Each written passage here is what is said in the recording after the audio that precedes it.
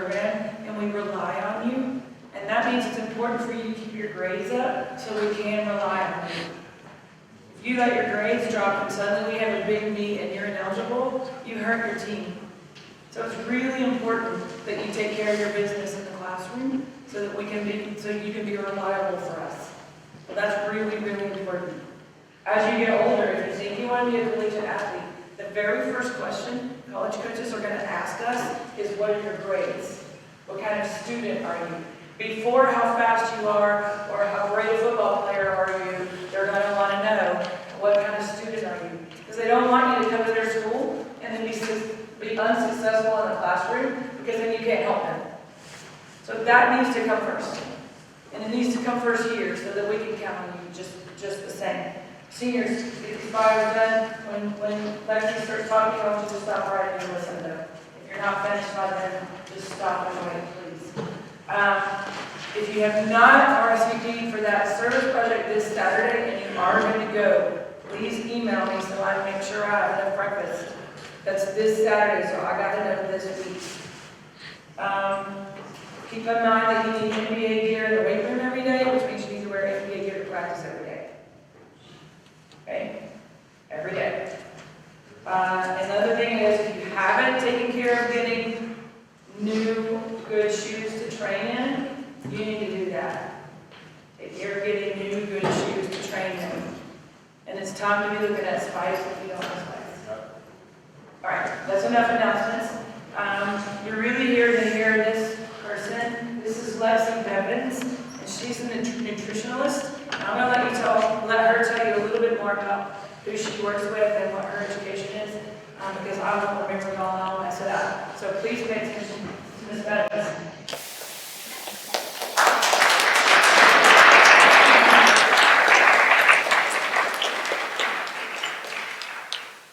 Thank you guys for having me in today. I am so excited to get to talk to you guys. Nutrition is one of my biggest passions, and I am, as Jane said, a registered dietitian, specifically within sports nutrition. So I help athletes fuel their bodies well to optimize performance. Very simple. I have worked with professional athletes all the way down to youth athletes such as yourself, even younger. I'll give you a little bit of background. I started off as a Division I athlete, and it was at that time that I did not know about nutrition whatsoever.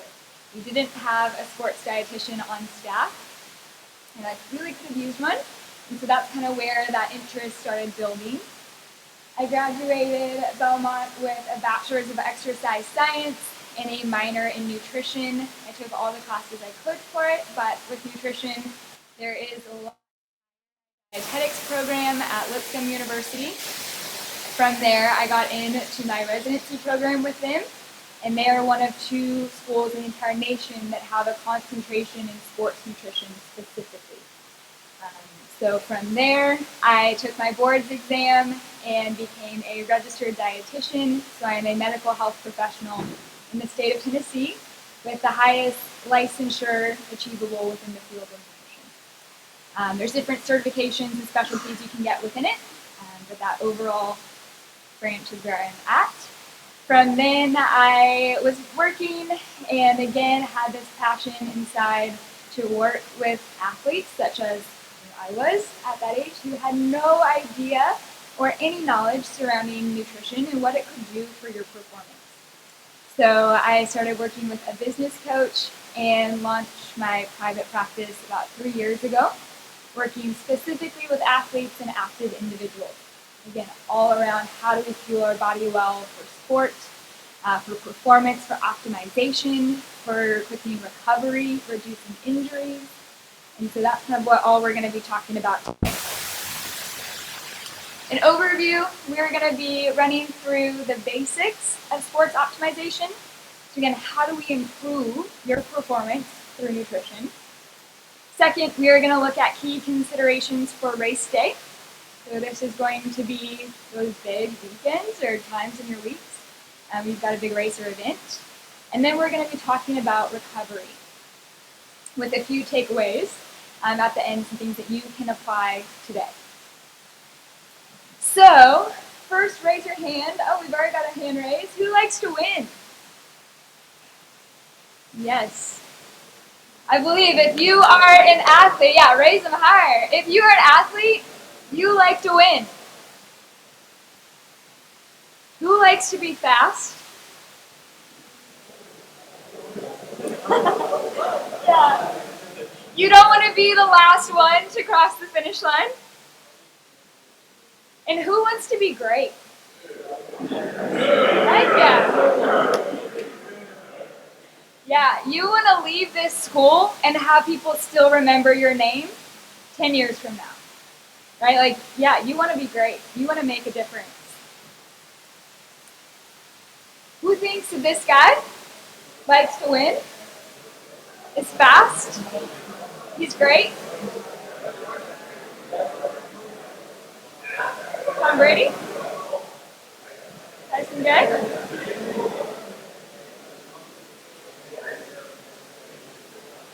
Yeah. These are some great athletes. I think we can all agree that. Who here, especially when we want to be great, we want to win, we want to be fast, we probably watch maybe some film, we watch games or races of some of these people, and we're like, oh, they're doing this workout, oh, they're doing this skill, they're practicing this. But have you guys ever looked at what these athletes are eating? Raise your hand, yes. Maybe a couple. Raise your hand, no, never. Yeah, the majority. Yeah, okay. I want to talk through exactly what these athletes are doing with their nutrition. Because I think if you're studying how to be great, one of the best ways is to look at great people. See what they're doing in all aspects of their life. In the sport that they're training. How are they mentally preparing? How are they eating? How are they sleeping? How are they hydrating? All of these things are going to encompass what you want to emulate in order to reach a level of greatness that's going to push you further than where you may be on your own. So LeBron James, he is a big advocate for nutrition. His pre-game kind of game day routine about the meal before, I guess game, so about lunchish. He says that he usually sticks to pasta and chicken. He said, carbs I need because I play a lot of minutes. Yeah, we're going to talk about how carbohydrates are the body's #1 source of energy. At about an hour before, so, he's already at the court, he's warmed up, he's maybe going back and forth, stretching out. About an hour before, he has about a protein shake and some fruit. So after that, I'll be good to go. We're going to look at the skeleton of what all these athletes are doing. It's almost the same. He doesn't usually has water. He has electrolytes during the game. He replenishes his electrolytes that are lost. Immediately afterwards, he has water and a carbohydrate solution, a little bit of protein in it, and then he has his next meal, a dinner, which usually, he said, consists of a protein source, some good color, and then some sort of rich carbohydrate, like a grain or potatoes, something along those lines. He said what's interesting is in the postseason, he started significantly reducing his added sugars. And he said he did this because added sugars he found slow down his recovery. We're going to talk about. And he said whoever can recover the fastest from a game puts themselves in the best position for the next one. You guys, no high school athletes are focusing on recovery for their next race, game, event, match, whatever you want to call it. They're thinking, oh, I had 3 slices of pizza and whatever it might be, which I'm sure many of you have had today. And they're moving on with their life. This is a massive way for you guys to take a leg up on your opponents. But what he said too is he goes heavier on carbohydrates in the postseason because he's burning so much energy. So he makes a great distinction between complex carbohydrates and added sugars. So he doesn't cut carbs. We have a lot of different types of carbohydrates. He specifically reduces those added sugars, the ones that aren't doing much for his body. It slows down recovery. It causes inflammation. He's like, I can't have that when I need to be at my peak. But I know that complex carbohydrates, those whole food sources, those are the kind that's going to propel me, going to make me fast, going to make me recover, going to build muscle, going to encourage and kind of fuel off my tank for energy.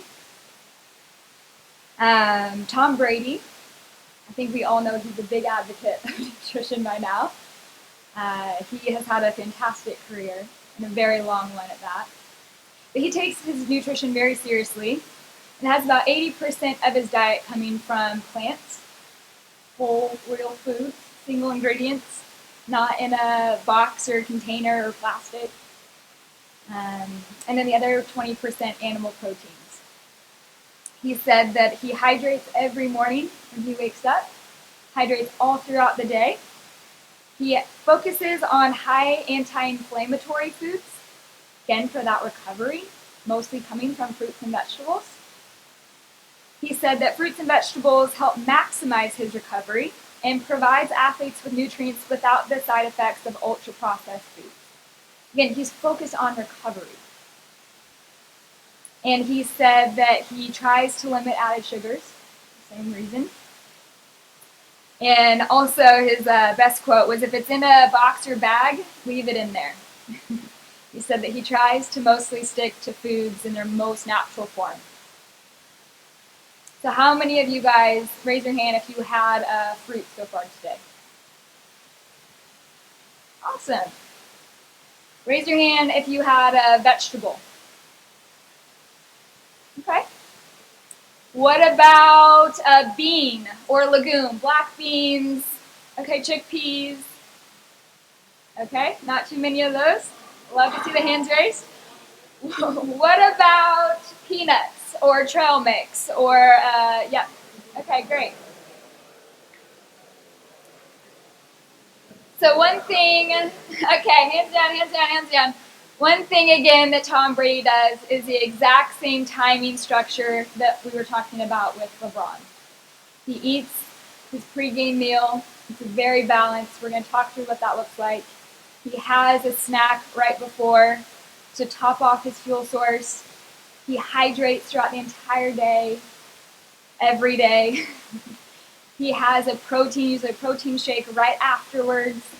And then he has a dinner with fruits, vegetables, complex carbohydrates right afterwards. So again, we're seeing this repetitive structure with every single athlete, and that's what I'm going to be teaching you guys today. So the basics of sports optimization. I'm going to have some questions here. What do you guys think is the number one thing keeping athletes from peak performance? Raise your hand for A. Okay, hands down. Raise your hand for B. Okay, hands down. Raise your hand for C. All right, hands down. Raise your hand for D. Hydration. Yeah. I know. All right. What is the most important aspect for exercise recovery? Hands up for sleep. Hands down. Hands up for hydration. Hands down. Hands up for supplements. Hands down. Hands up for food.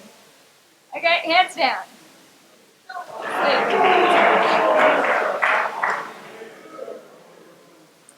So, with hydration, I think I saw maybe 6 to 8 people raise their hands for hydration. It was definitely the least amount. Hydration is going to be the number one limiting factor of performance. You know that most athletes walk into, especially your age, I think it was 50% of NCAA, walk into a match or event in an already dehydrated state. So if you have a dehydration rate of about 1%, your performance is already being negatively impacted. By the time you're at 2% dehydration is when you start to feel thirst. So by the time that you are feeling really thirsty, your performance has already significantly declined. At about 5%, your work capacity or output declines by about 30%. At 5% dehydration, your work capacity or output declines by 30%. That's a lot. And like I said, no one's focusing on this.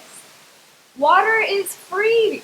Like, we all should be doing a really good job. You don't have to spend tons of money on supplements to get this. You don't need to eat at Whole Foods to get that. I'm talking water, plain and simple.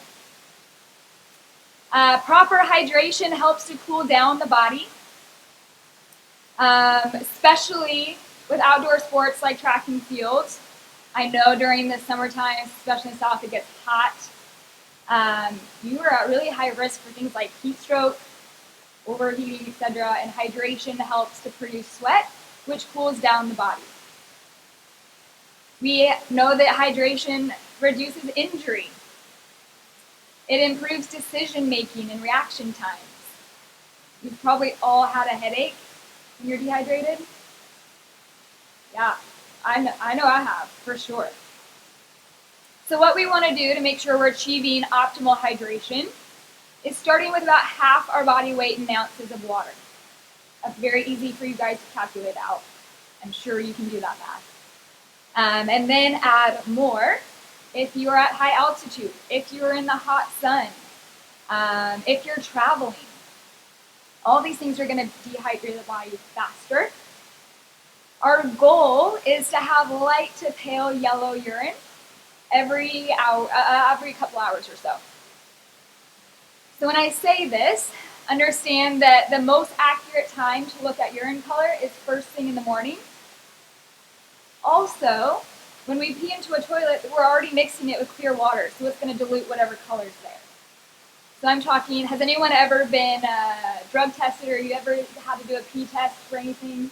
Yes, you know you have just a sample cup. And that's going to be the color that we're looking at when it's not diluted.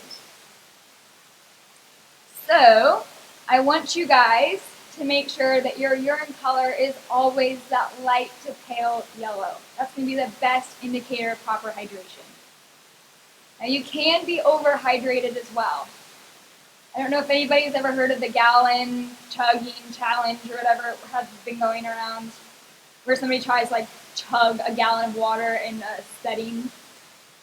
The body was not created for that. People have died, okay? It's not something to joke around with. Don't try it. You can dilute your electrolytes so much that your heart stops. So don't try it, please. When we talk about hydration, I am mostly referring to, okay guys, quiet down. I'm mostly referring to water, milk, dairy products, unsweetened juices, fruit and vegetable juice, electrolytes, we'll talk about those in a little bit. I'm not talking about added sugar beverages like soda or smoothies that are loaded with added sugars. Natural sugars, good to go. Fruits and vegetables. Dairy's going to have a little bit of added sugar or natural sugar in it. I'm talking specifically the ones on this. Now, sports drinks are definitely helpful and needed when activity lasts more than an hour. If it's less than an hour, you're fine. Now again, you may have a race though, and it's hot, and you could be out there all day. I want you to be having sports drink. I want you to have electrolytes, and again, I want you to be maintaining that light to pale color urine. Sleep. We talked about the importance of sleep for recovery. This is when your body grows and repairs the most. At sleep, it's the most active time for releasing a hormone called human growth hormone, the natural hormone that's released in our deepest sleep. And again, we can't get the full amount of that if we're not getting quality sleep. We know that sleep improves reaction time, fewer errors, lower injury rates. Quantity and quality matter. Electronics off about an hour before bedtime. Raise your hand if you turn off all electronics an hour before bed. Yeah. All right. Yeah, I think I saw 4 hands maybe. That's something everybody can improve on then. Being in a cool, dark room, taking a hot shower or bath. What's unique about this is when we're in the hot shower and we step out into a normal temperature room, the body experiences a drop in temperature. That's going to help release melatonin, which helps us go to bed a little bit easier. Tells our body, okay, it's time for rest, wind down. Reading really helps. So about an hour before, think about what time that may be to get a full 8+ hours of sleep. Electronics, put them on snooze, put them on the sleep timer, whatever it is. Take a hot shower, read, do something, maybe it's listening to a little bit of music, something that's going to calm you down. I want you guys, it is cool to focus on your sleep. The best athletes in the world have gotten really good at it. And another thing that impacts sleep is alcohol, which we're going to talk about too. You do not get quality sleep. You might think you're knocked out. You might think you're sleeping for hours and hours. The quality is not the same. Fuel. We talked about this as well, right? We're seeing patterns in athletes now. We've accumulated a lot more information on sports nutrition now. People are fueling with at least 3 meals a day, eating every 2 to 4 hours. You don't want to be skipping meals, maybe rushing off to school and we grab just a granola bar for breakfast. We don't really have anything, and then we get to lunch. We're starving. Also, we want to match the intake to exercise intensity. We're going to have a handout on the next slide, as well as some handouts that we're going to give to you after this that show how to build a plate. It's called the Athlete's Plate. The U.S. Olympic Committee thankfully gives us handouts once in a while, so I don't have to create them myself. So I'm very grateful for that. But on the plate, you'll see 4 things. Carbohydrates. Those are going to be the body's #1 source of energy, the preferred source of fuel. We want to fill about at least, I guess it depends. I'll show you in the next slide. I got excited. Protein is the next one. We need protein for repair of our muscles and recovery. Color, any color, fruits and vegetables, you name it. If it's colorful, that's what I'm talking about. It's got really good fiber in it. The darker in color, the better. So you've probably seen spinach before. You've probably seen iceberg lettuce before. Those two have very different types of green. Which one do you think is going to be the most nutrient dense? Yes. Beautiful. Yes. Again, it's amazing to eat spinach, guys. I want you to really take this home and say, if I want to be great, the greatest athletes are eating a whole lot more fruits and vegetables than I ever will.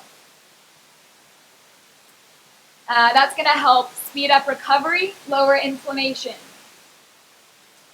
And then healthy fats, specifically omega-3s, which we get from things like fatty fish, like salmon, tuna, olive oil, walnuts, chia seeds. That's going to help also speed up recovery and make us feel fuller longer.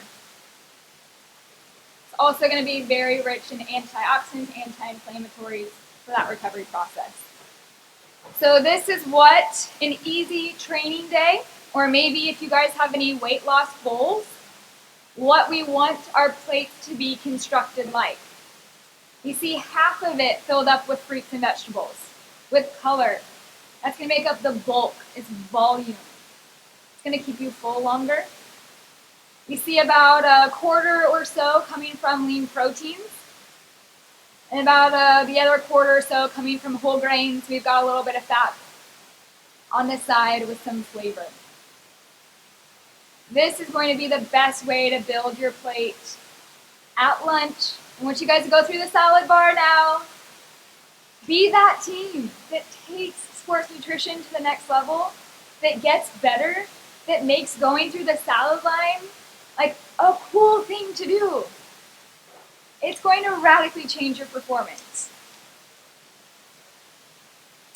For a moderate training day, so maybe you have 45 minutes or so of good active intensity. This is what your plate's going to look like. We see whole grains increase a little bit more. So like I said, it's so important for you to match your carbohydrate intake to your activity level. Those grains, those whole grain portions increase now because we're upping the intensity a bit. We still have fruits and veggies on the outside of the plate, and protein is the exact same portion size, even maybe a little bit lower than on the last side.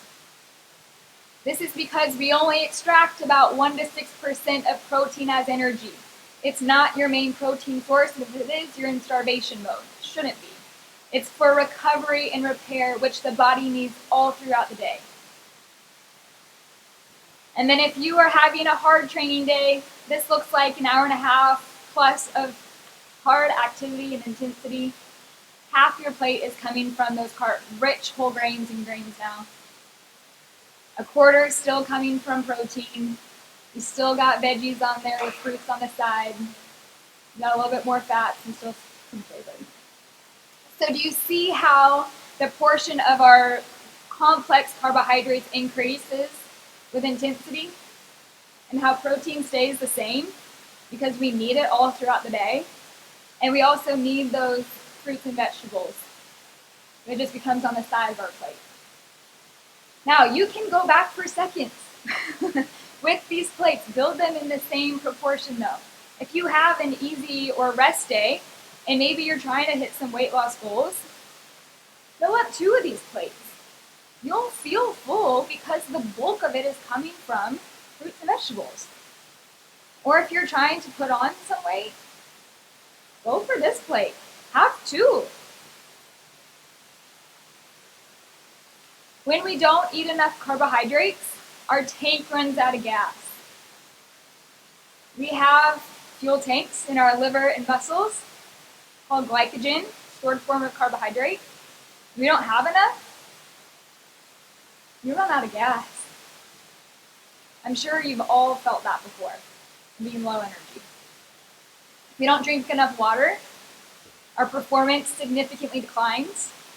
We don't eat enough protein or overall calories and energy. Our muscles and body can't grow. We become at risk for injury.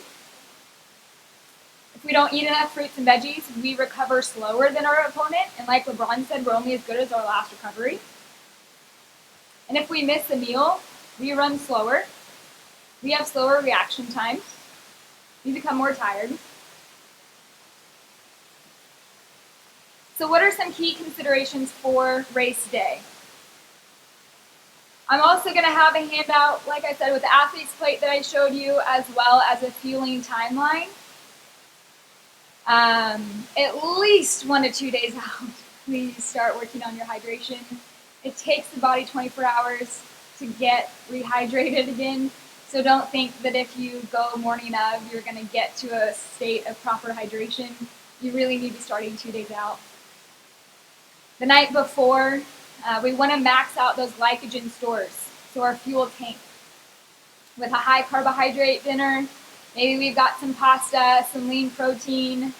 We have a small side of salad and a roll and a glass of milk. That would be ideal the night before. About 3 to 4 hours before a race, it's usually when we have our first pregame meal, if you will. Sometimes you guys do those as a team together, or do you just show up? It depends. Yeah, okay.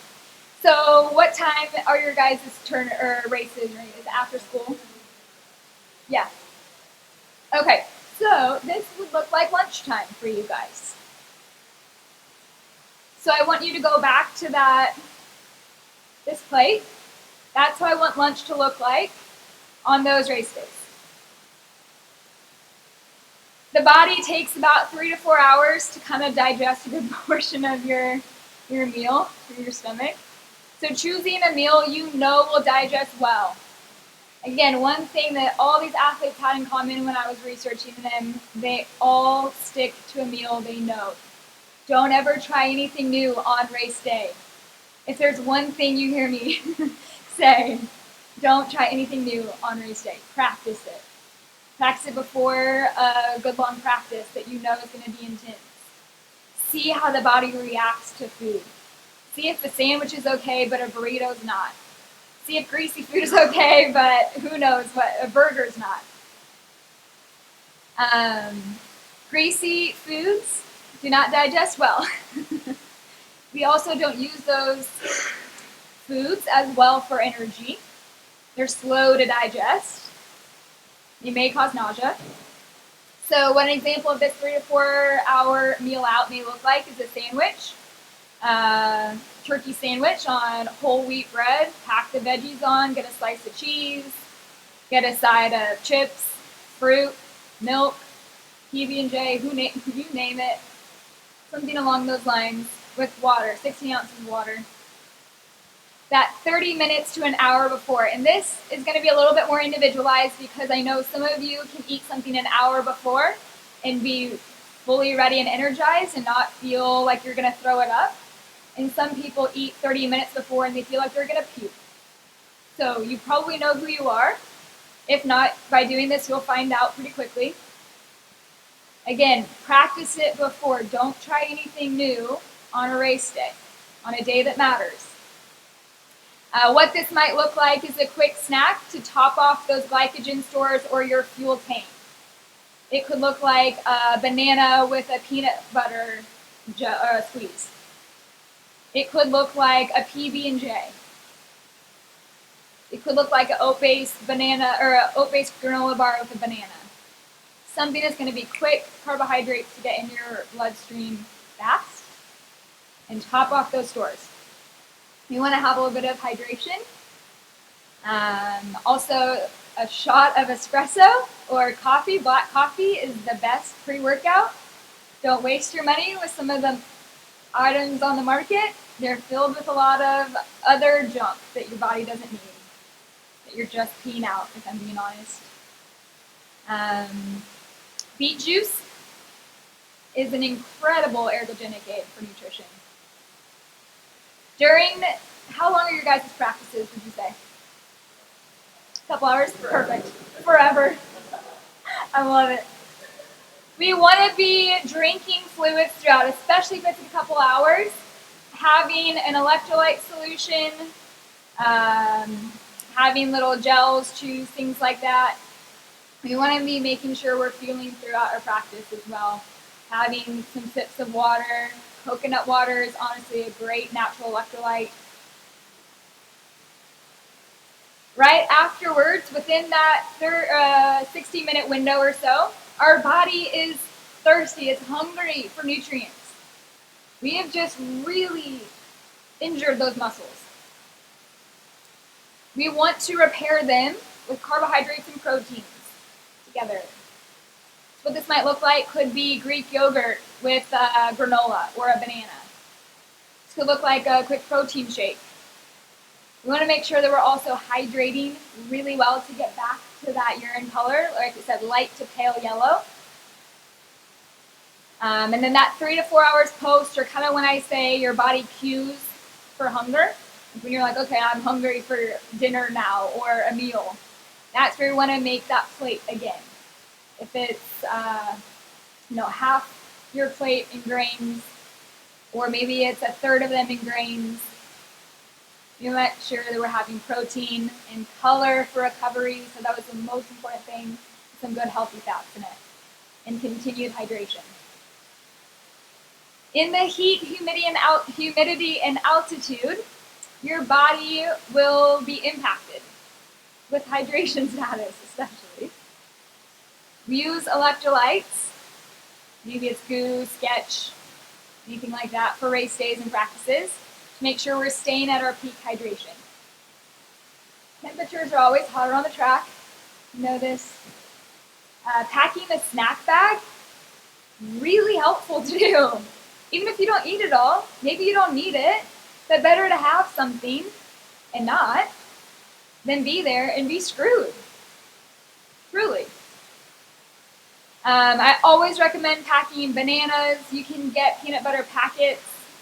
You can bring dried fruit, granola bars, protein bars, things like that. And like I said, I'm going to give you a whole handout on the fueling timeline that you can see, okay, I'm 60 minutes post, what do I need to do? Okay, I'm about an hour before, what do I need to do? It'll give you all the answers. Traveling will dehydrate the body, especially if you're flying. Usually when you're in a car, you just don't want to drink water because you don't want to stop. Make sure that we're hydrating well on travel days.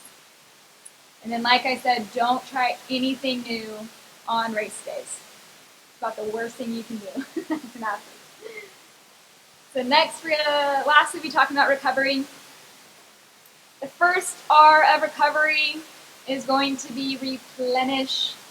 Like we said, those glycogen stores are low after intense training. Glycogen stores are our fuel tanks. They are located in our liver and muscles.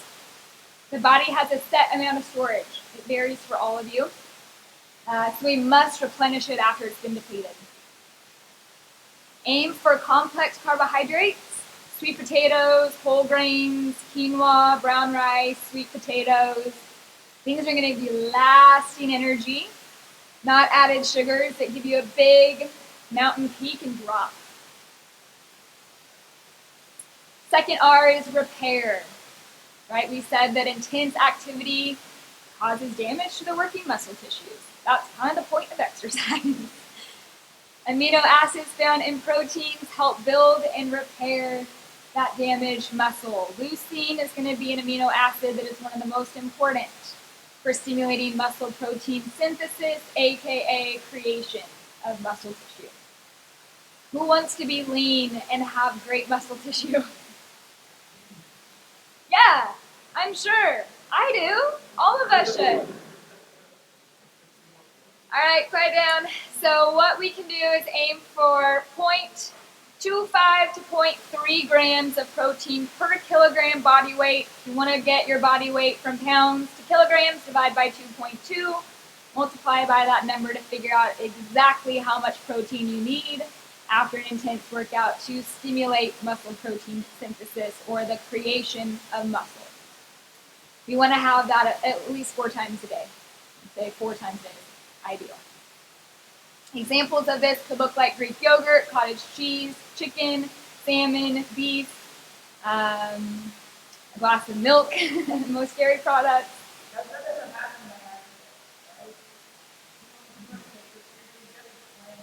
Oh yeah.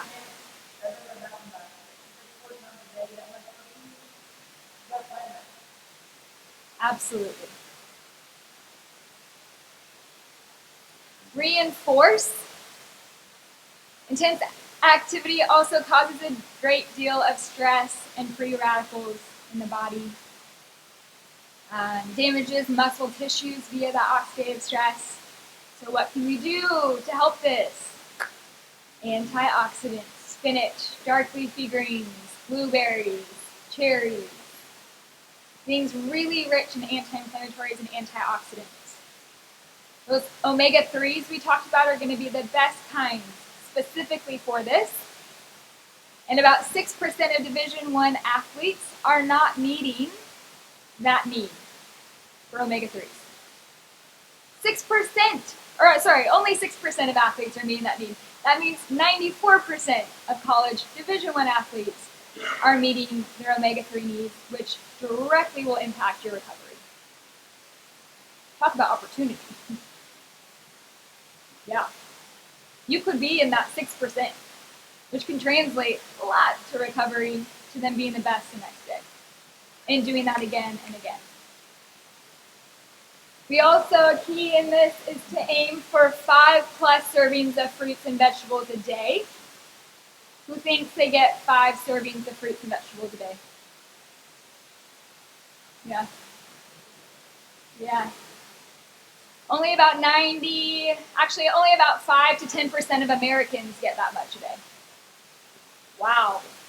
Yeah. And guys, that's the low end. The high end is 10 servings a day. Yeah. 5 is the minimum. So if there's one goal that you can work on that maybe you all want to try out, just getting in 5 servings of fruits and vegetables a day, significantly going to help with this recovery. And the fourth R is rehydrate. Fluid and electrolytes are lost during training, so rehydrating is critical for basic functions of the body. About 16 to 24 ounces per pound of body weight lost. Urine color is the best indicator of hydration status, we said especially in the morning. Natural sources of electrolytes, you don't have to get them through supplement form, you can get them through whole foods. Anything like salted nuts and trail mix, pretzels, bananas, avocados, coconut water, milk, protein, pumpkin seeds. There's a lot of foods that we naturally have electrolytes in, that's how we survive. Those are going to be our 5 main electrolytes for them. Then lastly, the role of alcohol in recovery. I always recommend not to drink until you're 21. However, I'm not an idiot, and I myself did not do that either. So I always talk about athletes. I know. I'm human. All right. Alcohol can last in the body for up to 72 hours. Yeah. So we don't want to consume it within 2 to 3 days of competition or training. The risk of injury is at the low end, 30% higher in athletes who drink versus those who don't. Who wants to increase their risk of injury by 30%? That's like taking a third of you, like this chunk, and saying like, all right, you're all injured now. Yeah. It lowers testosterone levels, which is going to impair muscle mass and strength. It also acts as a diuretic to dehydrate the body, which, right, we said that's going to be one of our #1 recommendations for good performance. Sleep is compromised. And then lastly, the max for men is no more than standardized drink, which is considered a 12-ounce beer, cider, cooler, a shot of liquor, 12 ounces of wine. So these are the facts on alcohol, plain and simple. So what are some takeaways that you guys can implement right away?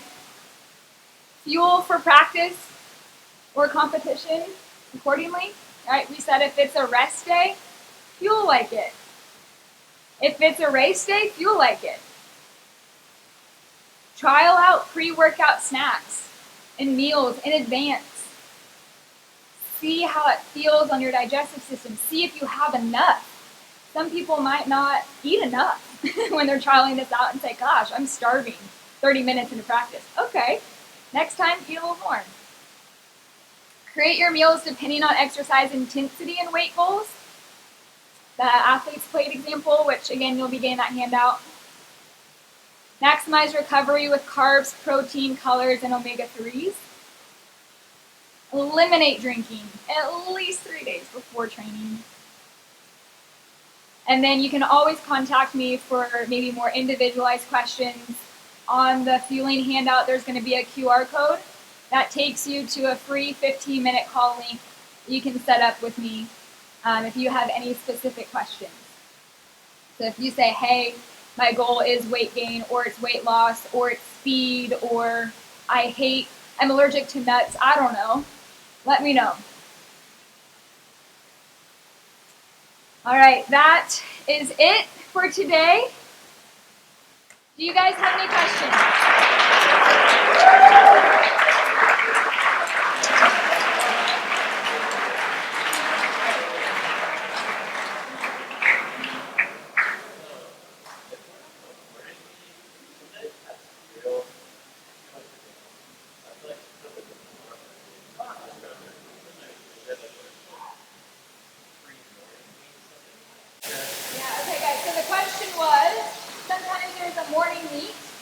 And Cinnamon Toast Crunch Lucky Charms cereal doesn't feel good before going out and racing.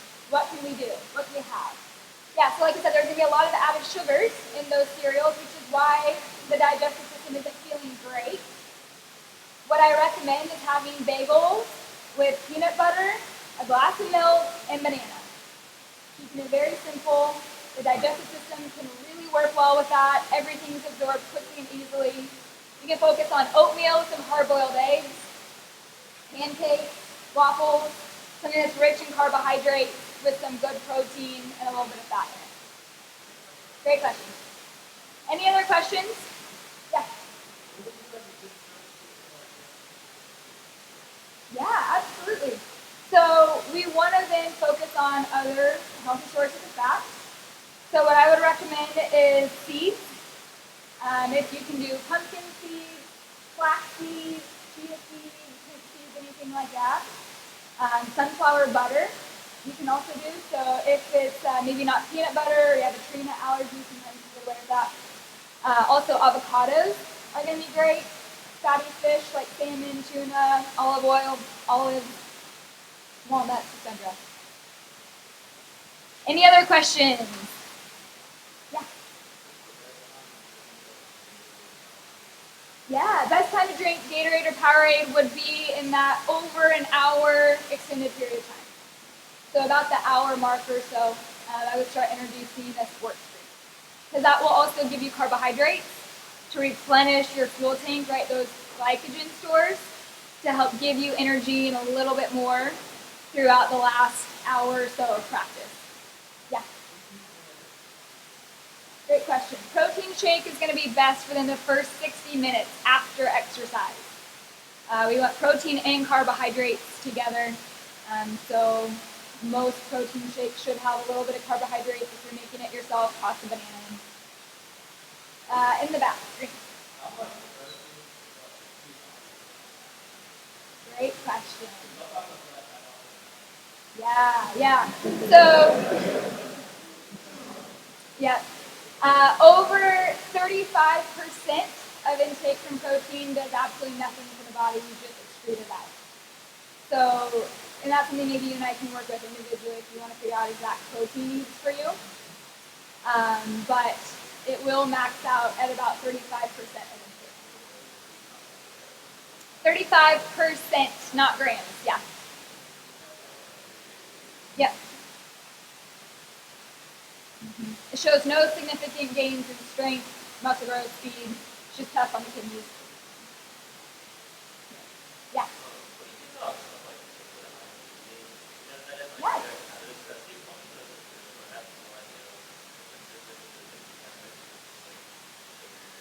Yep, definitely. So the question was liquid IV.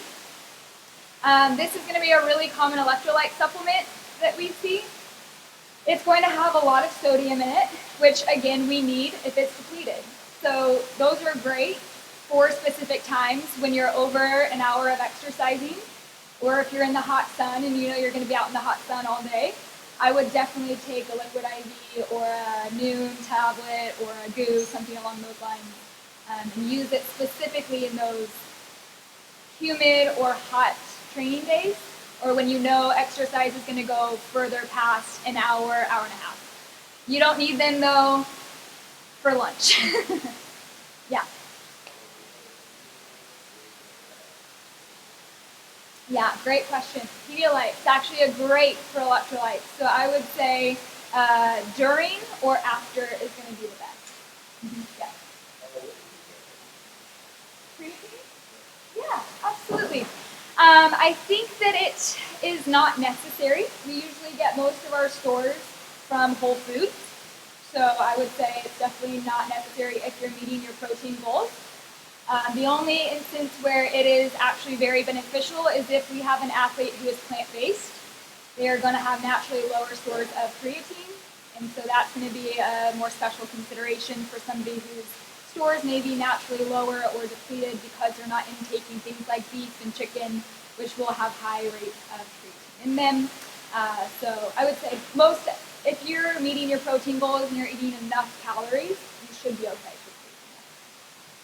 Yes.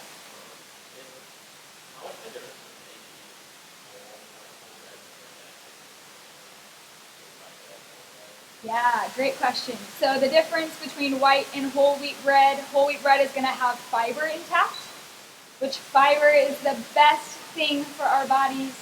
It also is really good for gut health. It's great for inflammation. And so it's going to be something that we want to include. So we want to choose those whole food sources of it. So I would say always pick the whole wheat products when you can. White bread is created from taking a whole wheat product, taking out the fiber and the vitamins and minerals, so you're left with 100% of the carbohydrates, which just quickly increases your blood sugar and declines. And then they add in vitamins and minerals so it can stay on the shelf for years and years and years. So it's really just a marketing scheme, which I hate. I really do hate it. It's not as perishable. Yeah.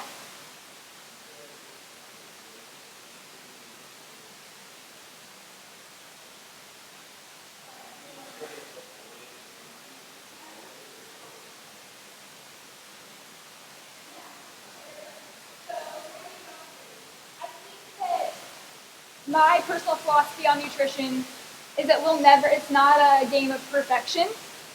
I want you guys to still be kids, I want you to still be human, I want you to enjoy birthdays, celebrations, things like that. So what I usually teach is about 80% of the time we want to fuel our bodies really well, and 20% of the time gives us that flexibility for cookies. It gives us the flexibility for convenience foods, packaged foods, things like that. What I want to make sure that we're doing is not flipping those to where 80% of the time we're eating processed foods, 20% of the time we're eating real foods, fruits, vegetables, beans, nuts, legumes, etc. How are we on time? 4:20. Okay. Any other questions? Yeah.